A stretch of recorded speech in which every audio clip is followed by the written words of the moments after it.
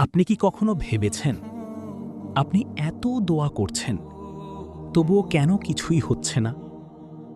আল্লাহ কি আপনার দোয়া শুনছেন না, নাকি ইচ্ছে করেই দেরি করছেন? জীবনের একটা সময় আসে যখন মানুষ একদম একা হয়ে যায়। চারপাশে মানুষ থাকে, কিন্তু কেউ বুঝে না ভেতরের কষ্টটা কতটা গভীর। আপনি নামাজ পড়েন, দোয়া করেন, কান্না করেন, কিন্তু ফলাফল শূন্য। তখন মনে হয়, হে আল্লাহ, আপনি কি আমাকে ভুলে গেছেন?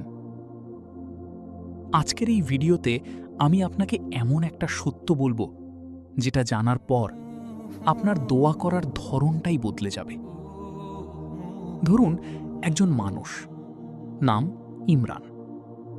ছোটবেলা থেকে তার একটা স্বপ্ন, একটা ভালো চাকরি করবে, পরিবারকে সুখে রাখবে।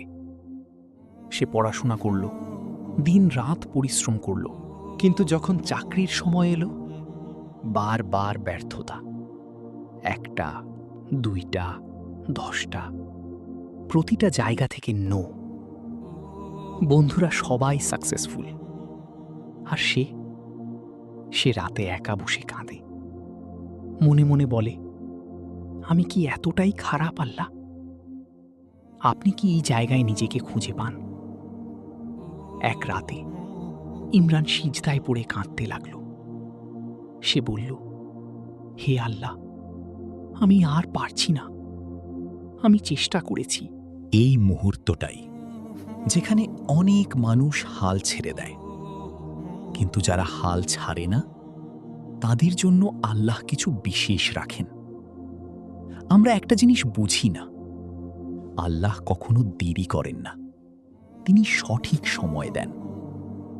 আপনি হয়তো আজ যা চাইছেন সেটা যদি আজই পেয়ে যান, হয়তো সেটা আপনার জন্য ক্ষতিকর হতে পারে। আল্লাহ আপনার ভবিষ্যৎ জানেন, আপনি জানেন না, তাই তিনি অপেক্ষা করান, পরীক্ষা নেন, আর দেখেন আপনি কতটা ধৈর্য ধরতে পারেন। মনে রাখবেন, সবর মানেই হার মানা না, সবর মানে আল্লাহর উপর ভরসা রাখা। কিছুদিন পর হঠাৎ একটা কল এলো ইমরানের কাছে। একটা কোম্পানি, যেখানে সে অনেক আগেই অ্যাপ্লাই করেছিল আর ধরে নিয়েছিল ওখান থেকে কিছু হবে না। ইন্টারভিউ হলো আর সে চাকরি পেল। কিন্তু গল্প এখানেই শেষ না।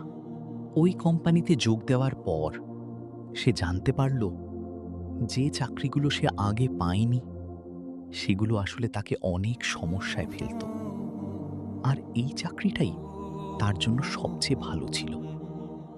তখন সে বুঝল আল্লাহ তাকে বঞ্চিত করেননি। তাই আজ থেকে হাল ছেড়ে দিবেন না, দোয়া করা বন্ধ করবেন না, কারণ আল্লাহ দেরি করেন, কিন্তু কখনোই ভুল করেন না।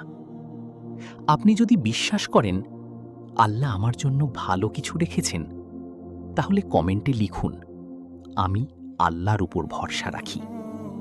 আর এই ভিডিওটা শেয়ার করুন, হয়তো আপনার একটা শেয়ার কারো আশা ফিরিয়ে আনবে।